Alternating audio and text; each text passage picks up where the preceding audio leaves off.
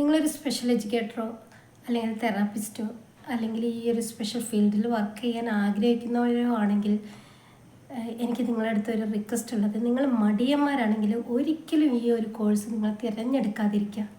എന്തുകൊണ്ടാണെന്ന് വെച്ചാൽ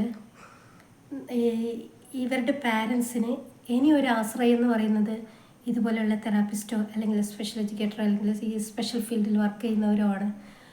അവരുടെ എല്ലാ പ്രതീക്ഷയും നഷ്ടപ്പെട്ടിരിക്കുന്ന സമയത്ത് ഇനി ഇവരുടെ അടുത്ത് കൊണ്ടുപോയാൽ, ഈ തെറാപ്പിസ്റ്റിൻ്റെ അടുത്ത് കൊണ്ടുപോയാൽ അല്ലെങ്കിൽ ഈ ഒരു ടീച്ചറുടെ അടുത്ത് കൊണ്ടുപോയാൽ എൻ്റെ കുട്ടിക്ക് എന്തെങ്കിലും തരത്തിലുള്ള ഒരു മാറ്റം വരുന്നുള്ള ഒരു പ്രതീക്ഷയിലായിരിക്കും അവർ വരുന്നത്. ആ സമയത്ത് നിങ്ങൾ ഉഴപ്പിയാൽ അവരുടെ എല്ലാ പ്രതീക്ഷകളും നഷ്ടപ്പെടുകയാണ്. അപ്പോൾ അതുകൊണ്ട് തന്നെ ഇങ്ങനെയുള്ള ഒരു ഫീൽഡ് നിങ്ങൾ തിരഞ്ഞെടുക്കുന്നുണ്ടെങ്കിൽ, മടിയന്മാരാണെങ്കിൽ ദയവ് ചെയ്ത് ഈ ഒരു കോഴ്സ് നിങ്ങൾ തിരഞ്ഞെടുക്കാതിരിക്കുക. ഇപ്പോൾ വെറുതെ പറയുന്നതല്ല.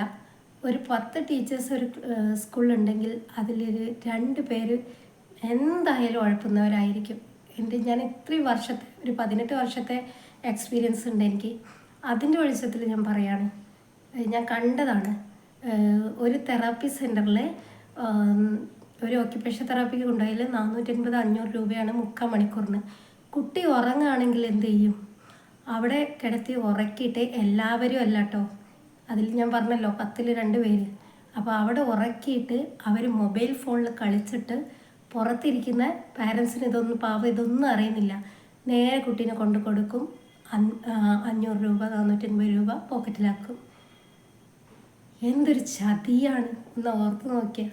ഇങ്ങനെ ചെയ്യാൻ പാടുന്നുണ്ടോ? അതുപോലെ തന്നെ ചെയ്യുന്നതാണ് പുറത്തിരുത്തി പാരൻസിന്.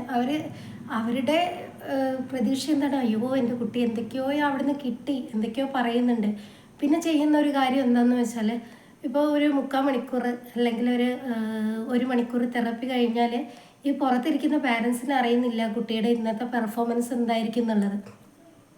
സാധാരണ പൊതുവെ ചെയ്യുന്ന ഒരു രീതി, നേരെ കുട്ടീനെ കൊണ്ട് കൊടുക്കും, ഇന്നത്തെ കഴിഞ്ഞു എന്ന് പറയും. ഈ പാരൻ്റ് അയ്യോ എൻ്റെ കുട്ടി ഇന്ന് എന്ത് പറഞ്ഞിട്ടുണ്ടാവും എന്നൊന്നും അറിയാനുള്ള ഒരു ആഗ്രഹം ഉണ്ടാവും പാരൻസിന്. പക്ഷെ അത് പറയാനുള്ള ഒരു മനസ്സോ അല്ലെങ്കിൽ അതൊന്നും ടൈമോ കാണിക്കാറില്ല. പൊതുവെ അങ്ങനെയാണ് കണ്ടുവരുന്നത്. ഞാൻ എപ്പോഴും പറയാറുള്ളത് 10 മിനിറ്റ് അതിനു വേണ്ടി മാറ്റി വെക്കണം, റിവ്യൂവിന് വേണ്ടി മാറ്റി വെക്കണം. ഇന്നത്തെ ദിവസം എന്തൊക്കെ സംഭവിച്ചു അത് കേൾക്കുന്ന സമയത്ത് ആ പാരൻറ്റിന് ഉണ്ടാകുന്ന ഒരു ആശ്വാസം ഉണ്ടല്ലോ, അതെന്ന് പറയുന്നത് ഒരു വലിയൊരു സംഭവമാണ്. അപ്പോൾ ഈ ഫീൽഡിൽ വർക്ക് ചെയ്യുന്നവർക്ക് 100% ആത്മാർത്ഥതയോടുകൂടി വർക്ക് ചെയ്യാൻ പറ്റട്ടെ എന്ന് പ്രാർത്ഥിക്കുകയാണ്. ഓക്കെ.